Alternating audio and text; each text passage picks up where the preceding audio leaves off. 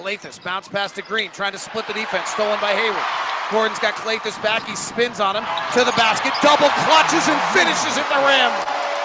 Gordon Hayward with a fabulously acrobatic play at the rim. It is tip-off today for the 26th of October, recorded at 8:19 in the morning. I'm David Locke, radio voice of the Utah Jazz. Jazz NBA Insider, thanks so much for tuning in, taking the time, and joining us today. And I hope you have tickets for November 4th, the home opener at, I got to get it right, the Vivint Smart Home Arena. How many times am I going to screw this up? Probably, hopefully none, because it's important. But let's be honest. Welcome to the Vivint Smart Home Arena. I'm just going to start practicing. The Vivint Smart Home Arena. New naming rights announced just moments ago by the Utah Jazz that the Jazz Vivint Smart Home Arena will be the new name of the Jazz Home Arena. So the Vivint Smart Home Arena. Feeling very orange while I'm wearing green. Here's what we got for today's show. We'll kind of recap the Jazz preseason, where we stand. I want to run through the over-unders on the NBA so a little bit of a preview edition of what we see coming this season and why. I'll give you a quick sentence on each one. Hopefully it'll be interesting. It's the best way I can think of kind of previewing the year. It all starts tomorrow, and then we start on Wednesday. Interesting little note, the Pistons play Tuesday night in Atlanta.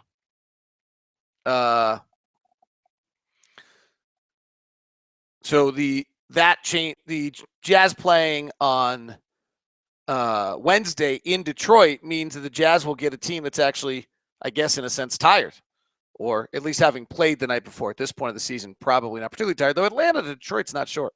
So kind of an interesting little note there that the Jazz get a scheduling break right out of the chute in the first week of the season that they get to first night of the season. All right, let's get our pin across the world. This is from Zach Risson, probably Zach Campbell. He's in Hilo, Hawaii since 2012. You've been what's kept me in the loop.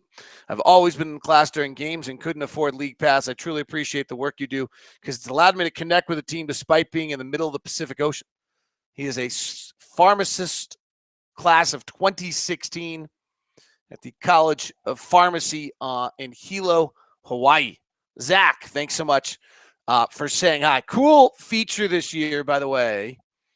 You can buy individual games on League Pass if an individual game is really important for you. And I also think there's a feature that you can, if a game gets particularly interesting or you want to catch a game, you can click through Twitter or Facebook when they set out a link. They just announced that.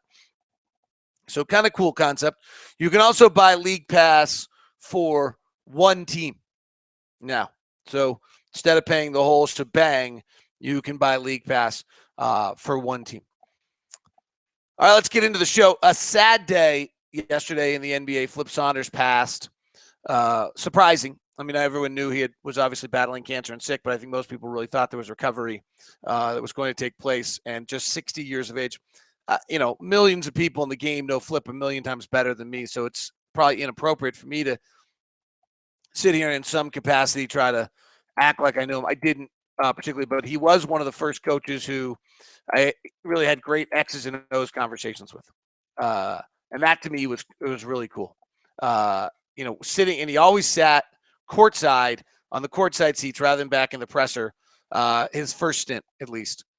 And we just sit around, chat about the game. He was known as having one of the largest playbooks in the league. He came to the league from the CBA. It was really a student of the game. And a sad day for the Timberwolves. Not many people talked about it yesterday because it's probably inappropriate on the day he passes. Hopefully it's not inappropriate on the next day. This really leaves the Timberwolves aimless. He was their head coach and their president. And I don't know what they're going to do. This is a really interesting next step for this organization. Flip was the organization. He had brought in the players. He had made the moves. They were his guys. There was a uniqueness to the way they played. I don't know what this does to the Timberwolves. And I think it has significant ramifications on who their personnel is going to be, how they're going to go. I mean, they're loaded. They are just loaded with Andrew Wiggins. Frankly, our whole conference division is loaded unless Oklahoma City loses Durant. Otherwise, everyone's loaded. Denver has all the pieces to put this thing together fast with a ton of draft picks. Minnesota's got Wiggins and Karl Anthony Towns. Portland has done a really nice job with pieces. Everyone's loaded. And Oklahoma City's just the question mark of what happens with Russell and Durant. So, best thoughts to the Timberwolves family and the Saunders family. It's obviously stunning. Interesting. I want to thank you to a lot of people who this was encouraging. I brought up the personal reaction to Russell Westbrook the other day. I didn't get political. I just shared a personal reaction. I pointed out that I could get very political on either side if I'd wanted to, but I didn't. That wasn't the point. The point was a personal reaction when I saw Russell Westbrook do felt wrong. Okay? And I said, call me pansy. Just I'm sharing. Is anyone else? A lot of people, the majority, like 80% of the communication was awesome. 80 to 90% of the people listened to what I said and responded appropriately. Hey, you know what? I'm kind of with you. Most people weren't. Most people, I think, if it was an Old West shootout or shooting things in a barrel, whatever. Great correspondence. To those of you who like, keep politics out of sports, shut up. I didn't.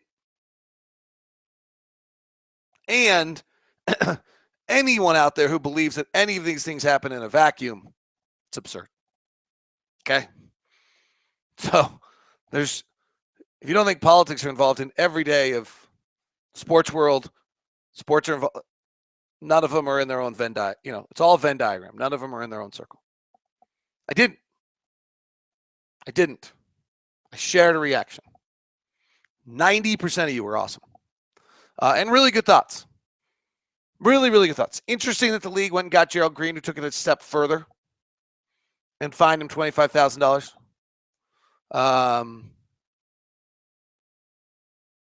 So I really just, more than anything, it gives me great confidence that there's an ability in this group for 90 to, I mean, even 95% to communicate reasonably with and listen and react. It was awesome. I tried to get back to a lot of people. Just a quick thank you. If I didn't, my fault. All right, let's walk through the over-unders in the Eastern Conference to start with. And actually, you know, I think my numbers are over, are old. And I feel like I should, because they've moved a lot. I feel like maybe I should try to grab this check while I'm doing this with the latest over-under numbers that exist, because I don't want to be wrong here. All right, so I have, and actually this will be interesting to see the initial ones that came out compared to where things are now. So let's start backwards. Philadelphia came out at 21.5. They still sit at 21.5. It's a crazy low number, but I'm going to go under. They don't have NBA players in too many spots. Brooklyn is at 28.5, and they're holding there. Brook Lopez, Joe Johnson, and 28 wins only. Lyle Holland's a good coach. I'm going over, and I'm also going over on the 28.5 because they don't have any incentive to lose. And I think that matters a great deal. That they, when it gets down to late in the season, they're going to keep winning because they don't have their draft pick. New York Knicks are at 31.5, holding at 31.5. I'm going with the under. I still think there's a chance Carmelo gets traded.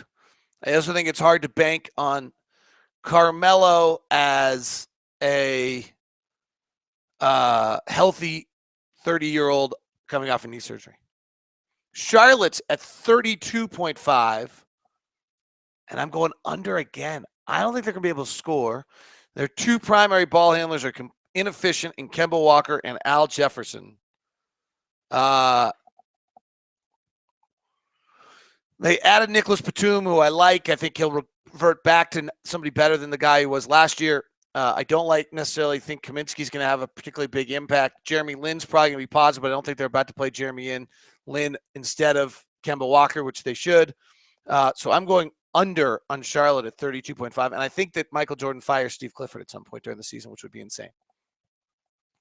Orlando's at 32.5. I'm a huge believer in the Scott Skiles bump.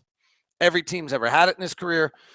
I suspect they go over 32.5. Detroit is at 33.5. This might be my biggest over on the board. One of the big ones. Detroit wins 37, 38 games. I think Drummond gets better under Van Gundy. He's not Dwight Howard. He's got issues that make him not being Dwight Howard. I think they've got some depth. I think they have a style and a personality of how they play.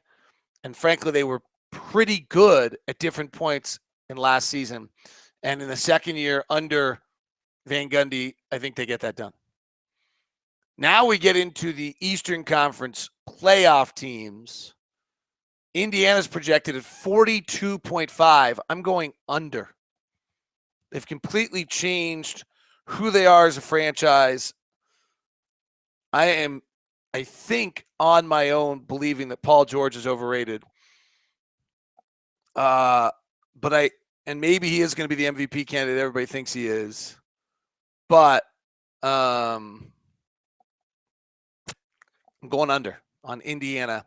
I like George Hill a lot. I don't necessarily think that Paul George's power forward works, and if Paul George's power forward doesn't work, then they're really short on depth.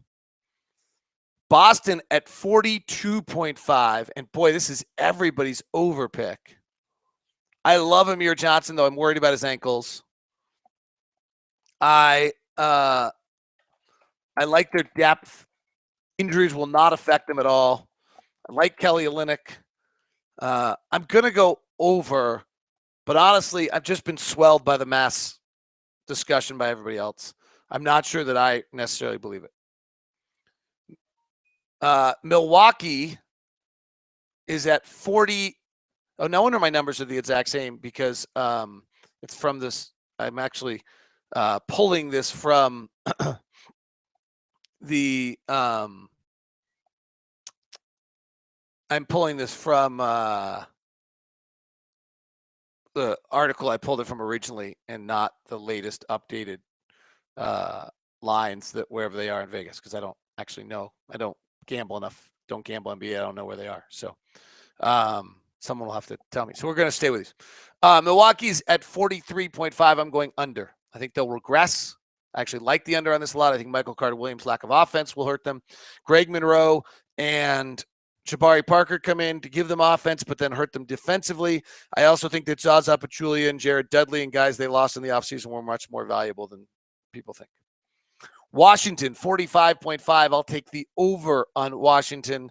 I think Otto Porter fills in. I know Paul Pierce is a loss, but I do like the John Wall, Bradley Beal combination. If they shoot some more threes, I think they're better. I think I have Washington fourth in the Eastern Conference. I think I'll give you that in a second. Miami, 45.5. That starting lineup is good. Their depth at the right spots is just good enough. I love Josh McRoberts helping them out being healthy this year. I think that's a huge addition. I have them over at 45.5. It's interesting. I have a lot of Eastern Conference top teams as over, and a lot of Eastern Conference bottom teams as under. Toronto 45.5. I'm bothered by the loss of Amir Johnson. I don't like DeMar DeRozan's use of possessions. Kyle Lowry has been terrific, but he uses possessions under the league average as well. Valanciunas has yet to have an impact in games defensively. I'm going under on Toronto. Atlanta 49.5, an 11-win difference than they were a year ago. Yet all they lost was Damari Carroll. They added Tiago Splitter, which should improve them defensively. I think that system creates another Damari Carroll. I'll take the over, maybe even easy, on 49.5. Chicago's at 49.5. I think there's just too much there. I think they're built on Thibodeau's defense. I can't imagine Hoiberg maintains that defense. I don't see the positive change from Thibodeau to another coach. I've got Chicago on the under. And Cleveland at 56.5. I'm going over. Not that excited, but I actually think LeBron might be a little annoyed with all this MVP talk and not having him involved. My guess on how the Eastern Conference finishes is Cleveland as 1, Atlanta as 2, Miami as 3. I think those 3 teams are offensively vastly superior to anybody else. Washington at 4, Chicago at 5, Toronto at 6, Boston at 7. I've taken Indiana and Milwaukee both under their number. Detroit at over. Who's 8? Wow. I might surprise people, go Detroit at 8. What's that? A little surprise there. I might try that. We'll try that. Detroit at 8 and see how that turns out, though. I don't love Reggie Jackson. I don't actually love anything about all of them. I love each. I just think the whole thing is actually better than people realize. All right, let's move over to the Western Conference. Minnesota at 25.5 with all the trauma and everything else they're going through. And the incentive to lose, I'm going to take them as an under. And I'm not sure Sam Mitchell. There's just too much stuff going on there. Portland, 26.5. I'm taking the over. That's one of my highlighted overs. By the way, my highlighted overs on the East were Atlanta for over. Milwaukee, or highlighted, in other words, I think it's a better bet than some others. Indiana or Milwaukee for over, under, and Detroit for over were my 3. Portland over, I have highlighted 26.5. I think they're better than people realize. Denver is 26.5. Again, over. They have a lot of good pieces. Gallinari's good. Chandler's good. Nurkic's good. Their backup that we saw last night, the other night is good. Emmanuel Mudiay has to hold it together, but they have decent backups behind that. I like Denver at over. Lakers under 29.5. Sacramento's at 30.5. I think they're going to win close to 40 games. That is a highlighted over for me. Phoenix is at, despite all the worries and problems, they just have depth. They have a great coach in George Karl. George Karl doesn't win 30.5 games. Phoenix is at 36.5. Chandler makes them better defensively. I don't understand the long-term move there, but it does make them better defensively. They've got Bledsoe and Knight. I think they go over. Dallas is at 38.5. I think they go under, and they have an incentive to lose once the world falls apart on them. And they've talked about it. So I think that's an under. Utah at 40.5. I got to tell you, I think it's really fascinating. If you believe we're going to be top 5 defensively, there's just no question that we're over. But what you're asking us, the team to do historically, is very difficult. To go from 28 to from 28 to 38 to 40 is quite a task. I do think the point guard's an issue. I think offensively they got to figure out who they are.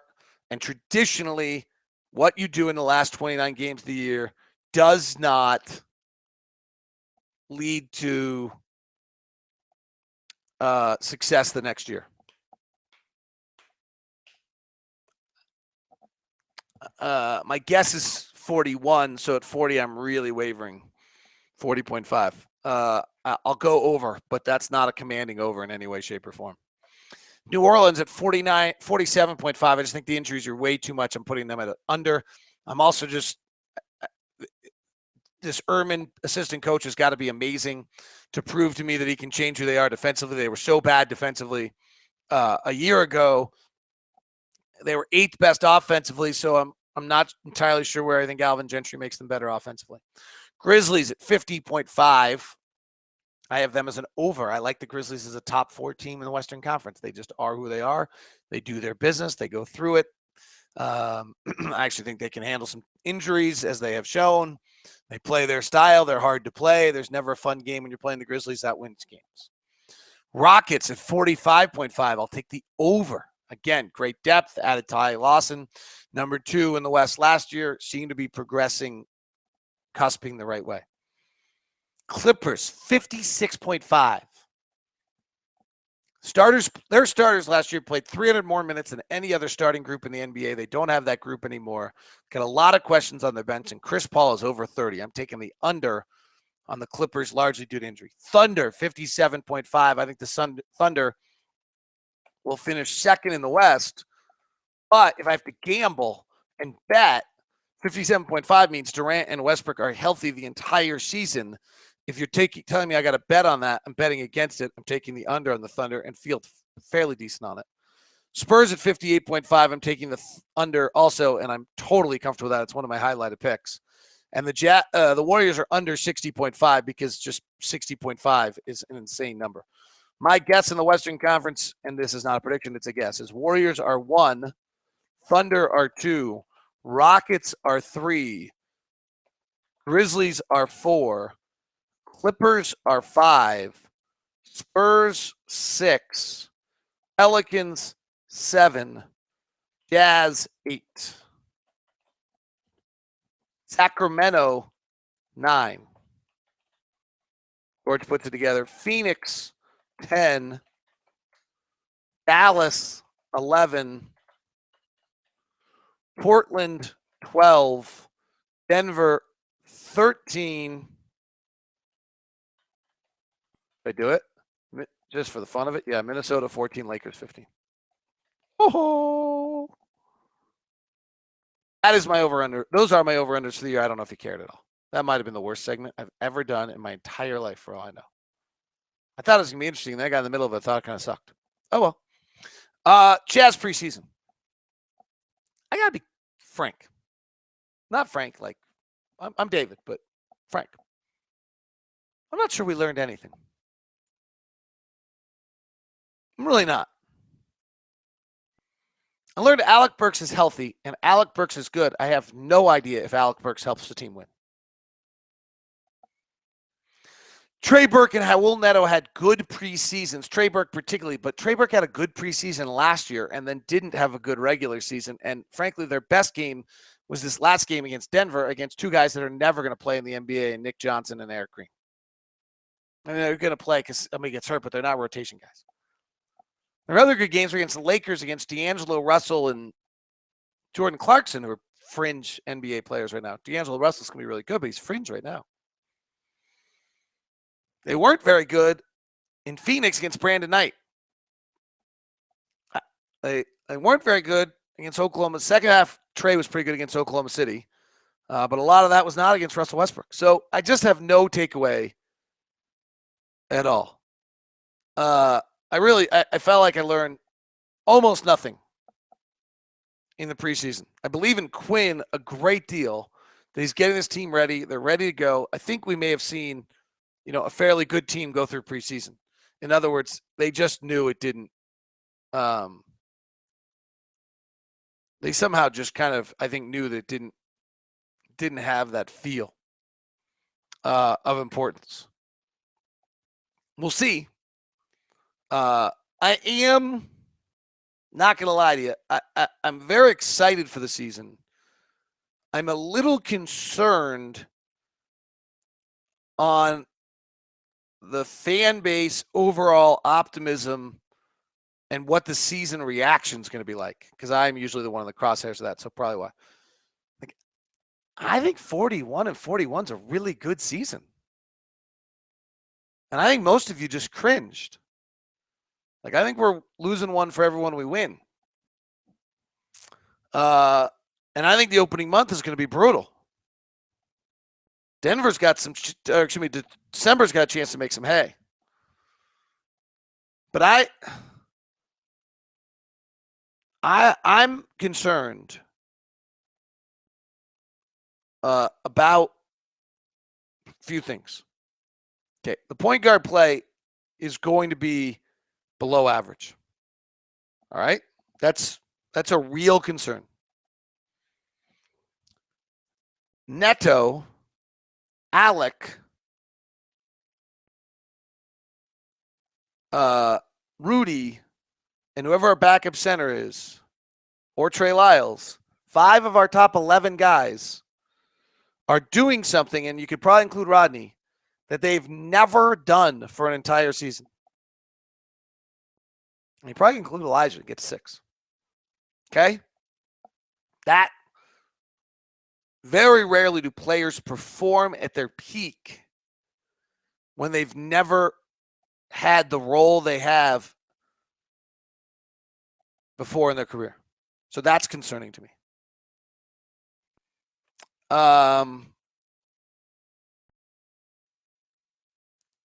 Traditionally,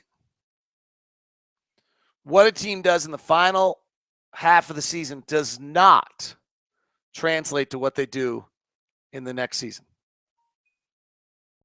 First 30 games is always a better indicator than of what you're going to do. And in addition, the first 30 games is a better indicator to playoffs, particularly. That's probably the most important one. Playoffs, always look at the first 30 games, and you'll see what teams are going to do in the playoffs, unless there's an injury or, in case of Cleveland, unless they change their roster. I mean, there's some exceptions. So those are the concerns. Now, if we can be top 5 defensively, then you win a lot of games.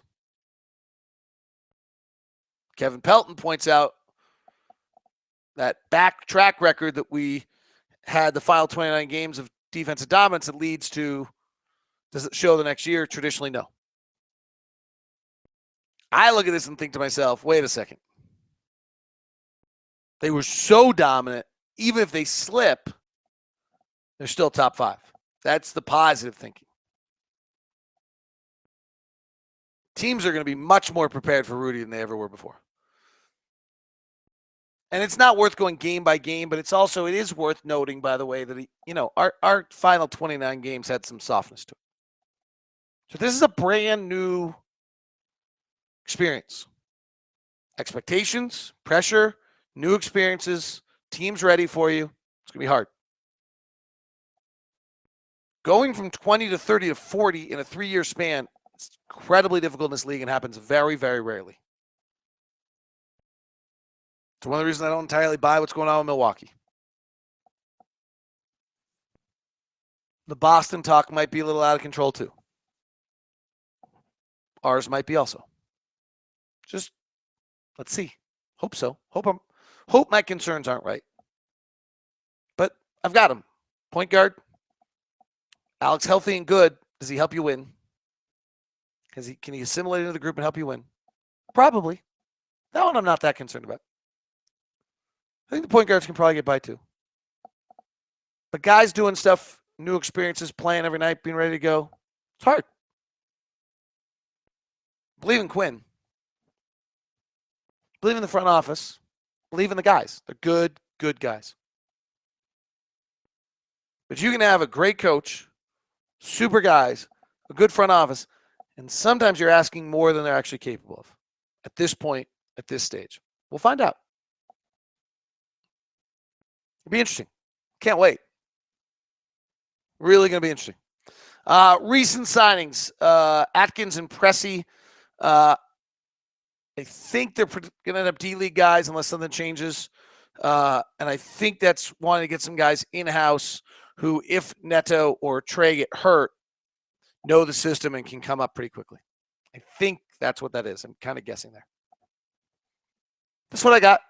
Tomorrow, I'll build you the plan for 45 wins for your optimism. And I'll jump on a plane to Detroit and it all gets started. Wednesday, I'll talk to you from Detroit. NBA season is here. Have a good one.